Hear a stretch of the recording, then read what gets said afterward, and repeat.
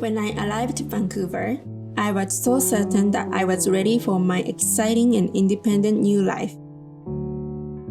I had followed all the right pathways and taken all the right steps to achieve my dreams.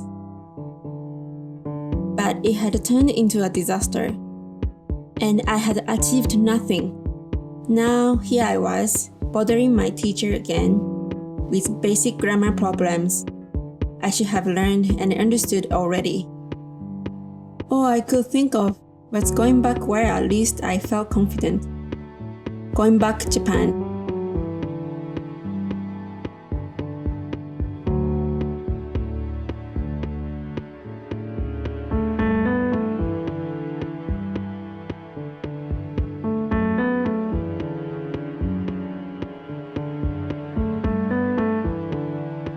Two choices, Aya. Are you a patient subject to whom things simply happen, who lets fate control her life, or an agent subject that transmits action? Teacher, maybe I'm just not meant to understand verb transitivity or meant to live or work abroad, like in Vancouver. Do you really believe in a cosmic fate that controls your life? It sure feels like fate is controlling me. What do you believe? I think we have a lot of control over our own fates. Of course, so do other forces. Nature controls when we get earthquakes, for example.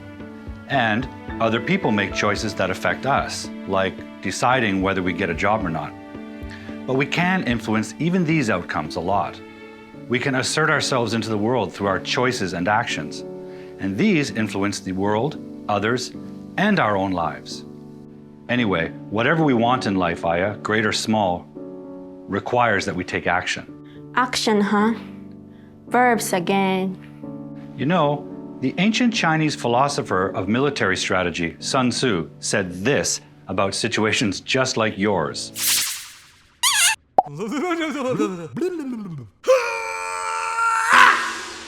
Teacher, come on. What does an ancient Chinese military general have to do with English grammar? More than you might think. Aya, I'll make you a deal. Stay with me and continue reviewing verb transitivity, and if you don't find a great job within a couple weeks, I won't try to stop you from going back home to Japan. Sun Tzu, huh, teacher? Are you sure about this? I am. Do you trust me? I trust you. And what if I do find a great job? Then you win anyway, because you'll have achieved your goal. Right. Okay, Teacher Paul, it's a deal. But first, I need some energy.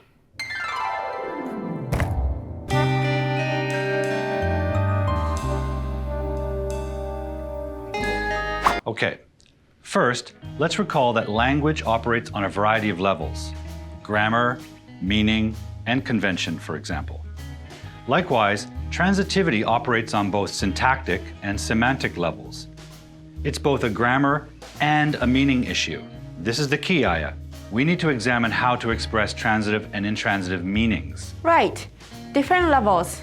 I remember you explained this before. You taught us that language is like lasagna.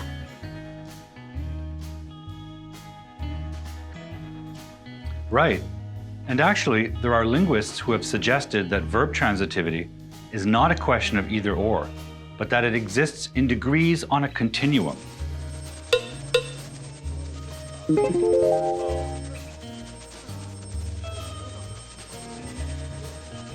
And I think this is a useful concept. I've never learned about this, teacher. Then it's good that we're looking at it.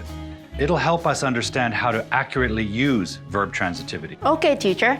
On this continuum, transitivity appears in varying degrees, ranging from extremely transitive to extremely intransitive. And across the continuum, there are passives, phrasal verbs, complex transitives, copulas, and even something called ditransitive verbs. Jeez. Don't worry, Aya. I'm confident you can master this. Let's return to an earlier example. Move is an action verb, right? Yes, but we already established that it's impossible in this universe. That's right. Maybe in some other universe of superheroes this is possible, but not in this one. Right. I can't possibly move a city. Sometimes after the gym, I can't even move my legs. Right. In this world, we have to follow the laws of physics. So this meaning is, well, it's weird. But maybe the grammar is possible. Really? You're in Vancouver now, right? But where did you begin? Where were you last week? I was in Japan. I flew from Japan. Good. And you just pointed out something crucial. I did? Yeah, we can see that movement is usually from one place or thing or person, right? Right. I moved from Japan, then flew Vancouver. Not quite. I mean, did you fly the plane? No, the pilot did. Huh? Wait. I made the same mistake. I can't fly Vancouver. That's the same grammar as I moved to Vancouver. If I were a pilot, I could fly a plane, but I can't fly Vancouver.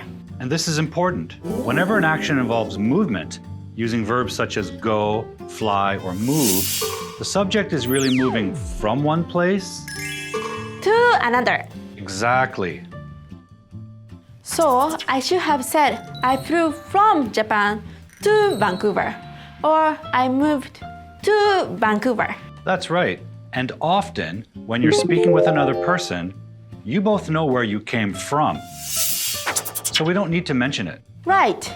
We can say I flew to Vancouver. You already know where I came from.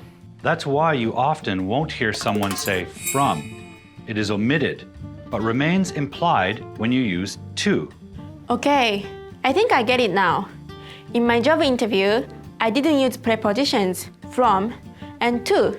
So Mr. Raphael thought I was telling him I moved the city like Wonder Woman.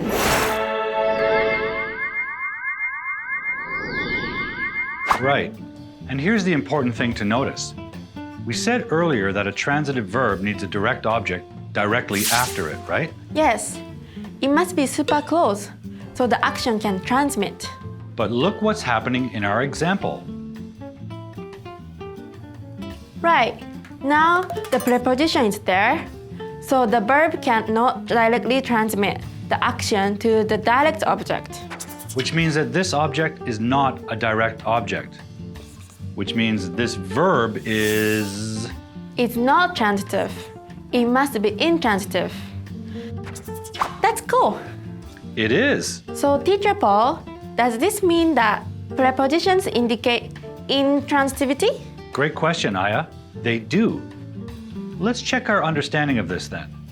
Remember what we said about direct objects. Transitive verbs must have a direct object right after them. So what happens if we put a preposition like to right after a transitive verb?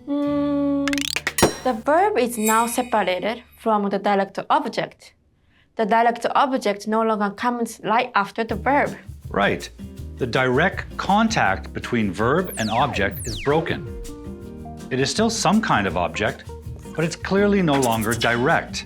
Which indicates that verb cannot be transitive. It must be intransitive. Exactly. Using prepositions like from and to help us signal or indicate that the subject does not transmit the action to the object. So that also means that when we want to mean a verb transitively, we cannot have a preposition after it. That's right. The meaning of transitivity must involve the direct object. So, what does that lead you to conclude? That the opposite must also be true. The intransitive verbs must have a prepositions. Well, we can't quite say they must have a preposition. Remember, English is highly irregular and doesn't always follow its own patterns, but they often do. Sometimes, intransitive verbs have no words after them, such as I slept.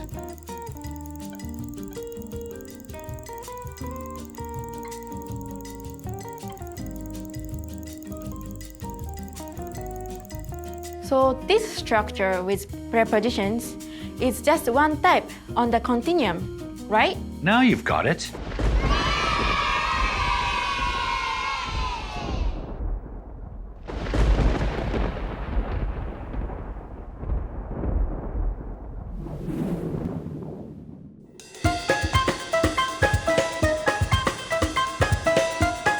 For our analysis, Aya, we also need to consider what happens if we don't have a preposition after the verb. And this has significant implications because if a listener doesn't hear a preposition, they might assume the verb is meant transitively, and that can be problematic, as you know. It sure can. Let's check this insight against these examples now. This example here is interesting. You said you had been USA. It's true, teacher. My last vacation, I was USA.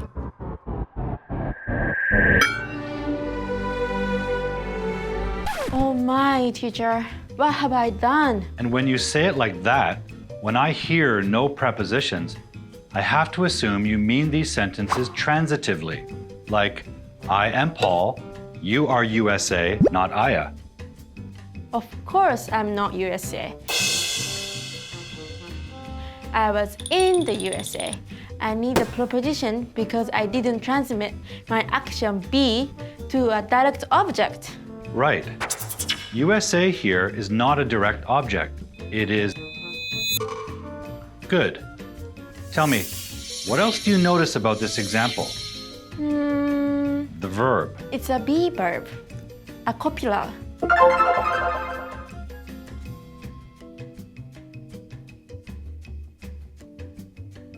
Like, not a really an action. Copulars are just linking verbs. Right. So there is no action to transmit. The copula simply links the subject to a complement. Right. So copulars, like the be verb, are intransitive. That's right. Always. Always. That's a pattern that's consistent. So it's a cool insight? Yes, it is.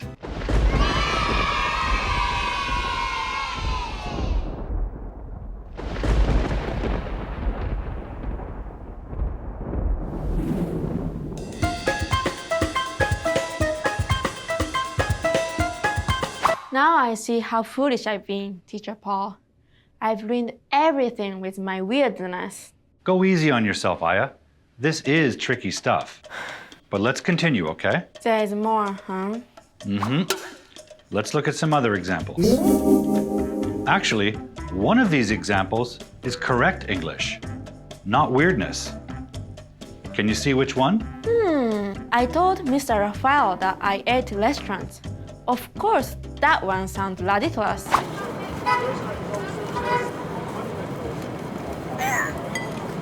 It is a little weird. A little? Teacher, it's absurd. Okay, you would have to be extremely hungry to eat a whole restaurant. I made a transitive meaning when I should have said, I will eat at fine restaurants. Right, and what did you eat there? Food, of course. What else could I eat at a restaurant in this universe? Exactly. And food is a direct object, the thing that received the action of eat. But we can assume that at a restaurant we eat food.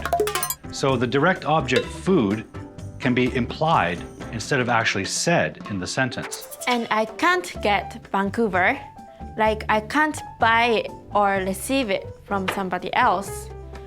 I got myself from my hometown to Vancouver. But wait. Do you see it? Yes, I can't get Vancouver or eat at a restaurant, but I can physically drink a fancy cocktail. It's correct. So I'm not a complete idiot, just a partial one. Of course you're not. Okay, how about these other examples then? In the first one, it means you graduated the university. To graduate means to finish and successfully complete one school system and leave it. So, what moved, you or the university? Me. I see it now. I graduated from university to the next level, which is professional life in the big city. Right. I see it clearly now, teacher. These intransitive meanings need prepositions in order to indicate that I mean them intransitively, not transitively. And when I say them this way, with no prepositions, my listener understands they have a transitive meanings, and our communication turns into weirdness. It can, that's for sure. Teacher, I have a question. What about phrasal verbs? Are they transitive or intransitive? That's a great question. Phrasal verbs can actually be both.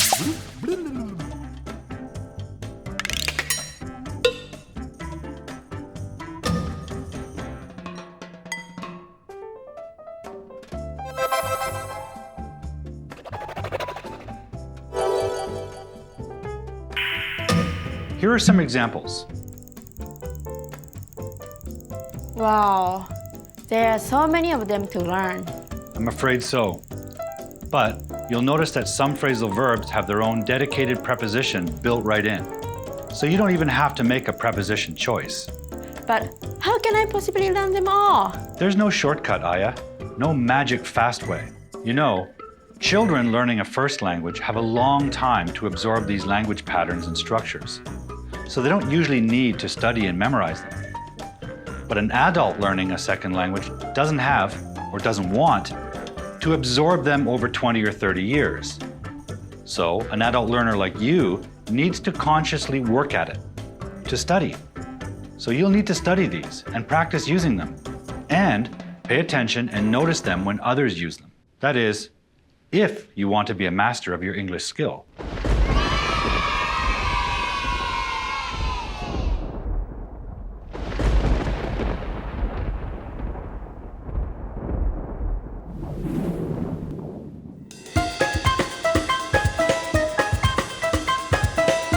Okay, teacher. But how about passive sentence structures? Another great, insightful question, Aya. Remember, to make a passive sentence, we switch the subject and the object. In this example, fancy cocktail is a direct object. It is indeed. And we use the verb be plus the action verb in the past participle form.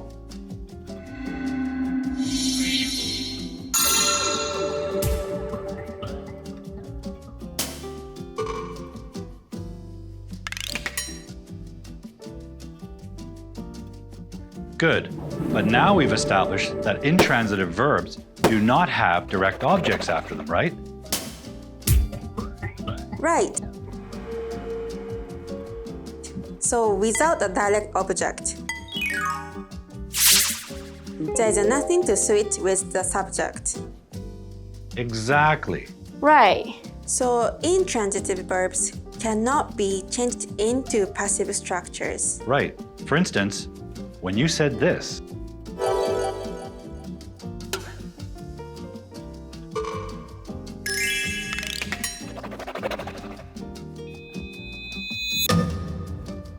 Right, there should be no object at all. So that means only transitive verbs can become passive? precisely.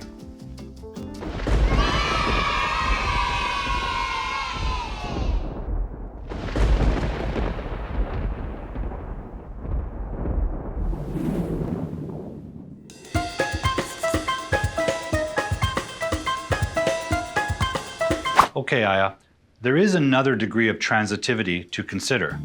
It's known as complex transitivity. It's really not that different from anything we've looked at.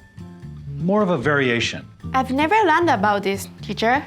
Sounds... Complex? Well, it is. But that's no reason to run away from it. Okay, teacher.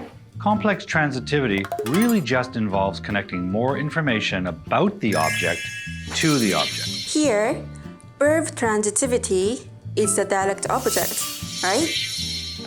Right, but it has this extra information attached to it. Information that relates to the object. Right. Scary topic doesn't really receive any action. It just adds information to the object that receives the action. Right, it adds complexity.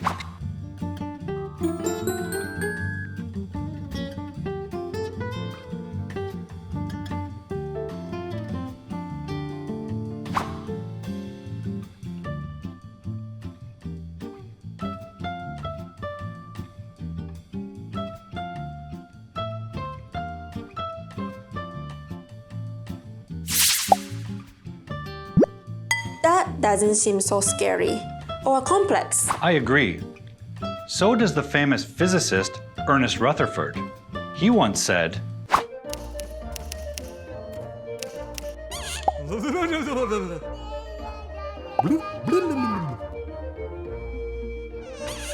Only you would refer to Sun Tzu and Ernest Rutherford in a grammar lesson.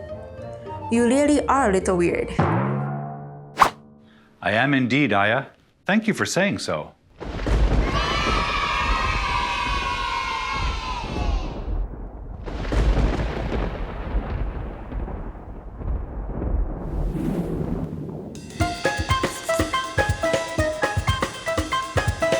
There is one last degree we'll need to look at, and it's perhaps the most important. Really? Ditransitivity. Ditransitive verbs always involve a change or transmission of possession from the direct object to a second object. A second object? Yes. Remember the example of Osama? He kicked the ball. He transmitted action to the ball. But then what happened to the ball? It moved to you. It is what we call an indirect object. It didn't get kicked, did it? No, He certainly didn't kick me, but his kick did have an effect on me. it led indirectly to you getting the ball. And Osama wasn't even near me. Right. Indirectly, the action that begins with the subject gets transmitted all the way down to the second object, even if the subject is not close to or has any direct contact with the indirect object. So ditransitive verbs always have two objects? Always? That's right. Okay, teacher. Look at these examples.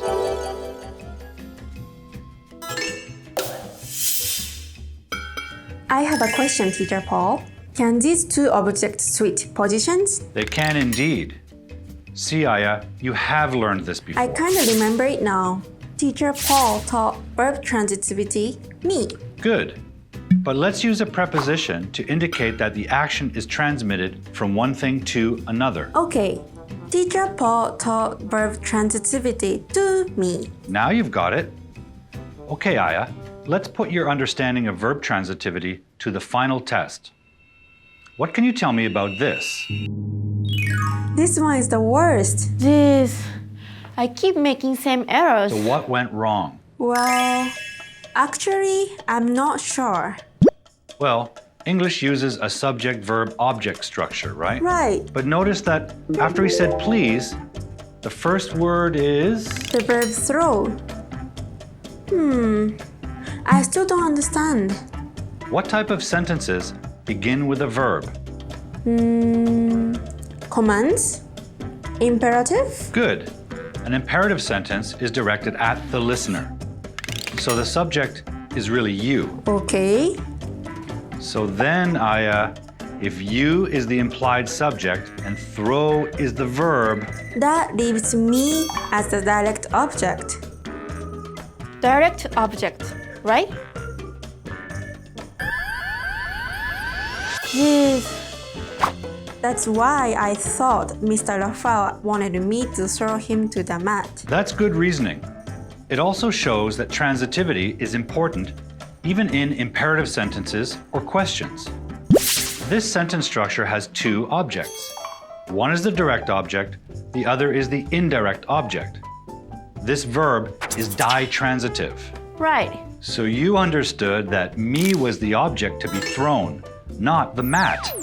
Right. And what do you think he actually meant? I think he meant the ditransitive meaning. He meant throw the mat to me. He meant the mat as a direct object and me the indirect object. Right. He didn't want you to transmit him to the mat. But that's exactly what I did. Mr. Raphael said, throw me the mat. But the sentence you understood would be structured, throw me to the mat, if that were the intended meaning. You see, just like in the case of your moved Vancouver example, They're both perfectly correct grammatical structures, but they mean different things. And this is where we see how grammar and meaning interact. Mr. Raphael meant for you to give him the yoga mat so you could show him some yoga moves. But you interpreted and understood that he was asking you to throw him onto the mat, not with yoga, but with judo.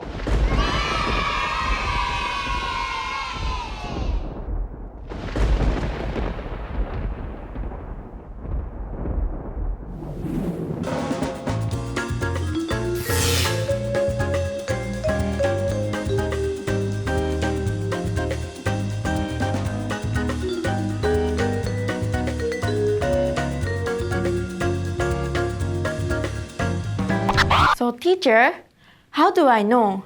How do I choose their meaning? Or maybe more importantly, how does a listener know which meaning I intend? It really comes down to the verb. You need to know which verbs are transitive, which ones are intransitive, and which ones can be both. If they're both, you need to make sure you're using the right combination of direct object or indirect object, and so on, along the continuum. It all depends on the action you're expressing, the verb. How do I tell which verbs are transitive or intransitive? Well, you can study the dictionary because dictionaries indicate the degree of transitivity of each verb. That seems like a lot of work, teacher. Or you can do what most native speakers do when they learn their language. Just pay attention to the way others use the language, in speech and writing. Read a lot, listen carefully. There's just no substitute for studying too. Sometimes, if you want to learn something and improve at it, you just have to put in the work. Isn't there a faster way to learn English, Teacher Paul? Maybe in the future we'll be able to upload a language directly into our brains like software. But for now, no. And should there be? To do anything well, to do anything at a high level, requires an enormous amount of time and commitment. It requires this. It means nintai, never giving up. In English, this is called tenacity or perseverance, never giving up, continuing to work toward your goal, continuing to take actions that will lead you to your goal. You are right, Teacher Paul. If we want to achieve our goals, we must never give up until we reach them. And I guess we shouldn't be afraid of reviewing the basics, even when we are university graduates. That Sanzu guy was right. There is another expression I think applies to your situation. Kaizen. Yeah, it means to constantly improve. Right.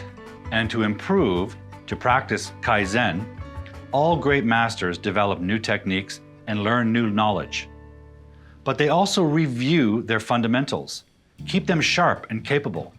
This allows them to refine their knowledge, understanding, and skills. After all, this is how judo developed, isn't it? Yes, in ancient times, martial arts came from China to Japan, where they were refined into Japanese judo.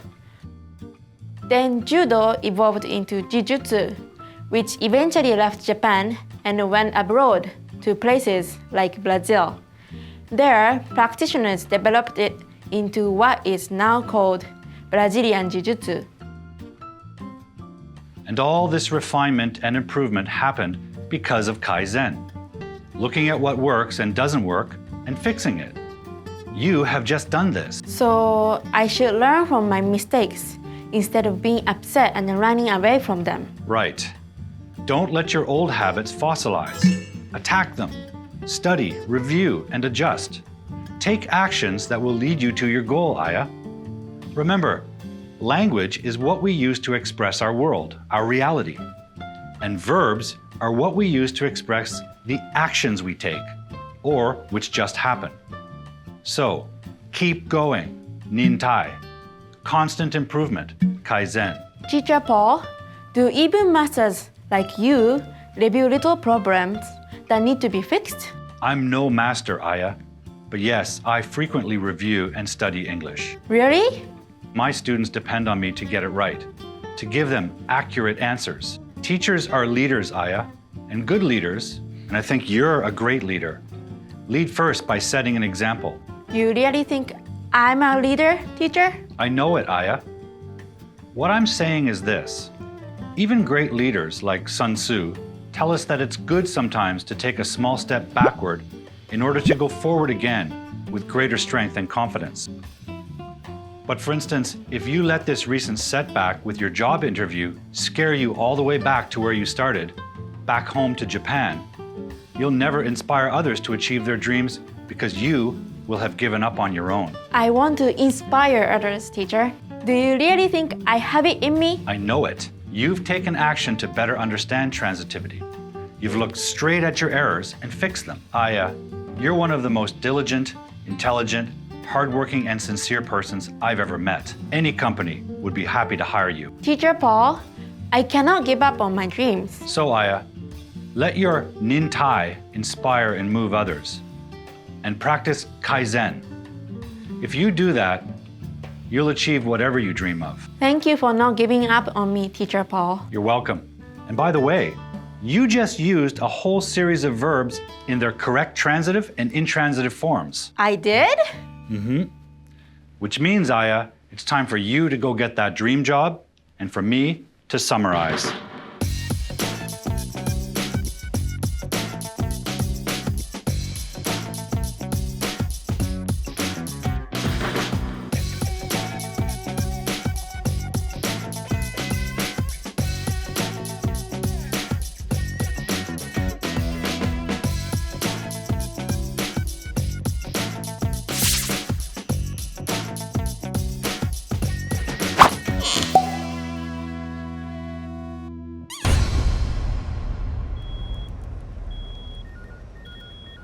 Please give me another chance. You see, my transitivity errors had fossilized, but I fixed them, and I'm going to show you great nintai and kaizen.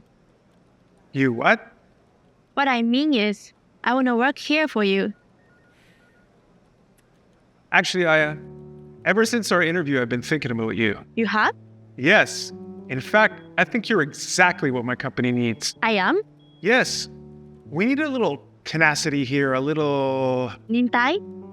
And maybe a little of that Kaizen too. You mean it? You want to hire me? I do. As well, most of my staff here are young women living in the big city alone. What they're worried about is their security. So far, we've been doing a little yoga here, but what the staff really wants to learn is self-defense. You think you could start a judo club here? I could build you a dojo upstairs, pay you extra for your lessons, whatever you need. You will? Absolutely. You don't care about my English weirdness? Not at all. I'm weird. We're all weird. I want my company to be weird. That'll set us apart from the competition. I don't understand. I almost broke your arm. My arm is fine. Your interview was impressive to say the least. Your sincerity, your confidence. I have to say, you really moved me. I moved you through the air. Even that was impressive. I thought I had learned everything. Well, I'm glad you came back. Aya, if you wanted to, I think you could move a whole city.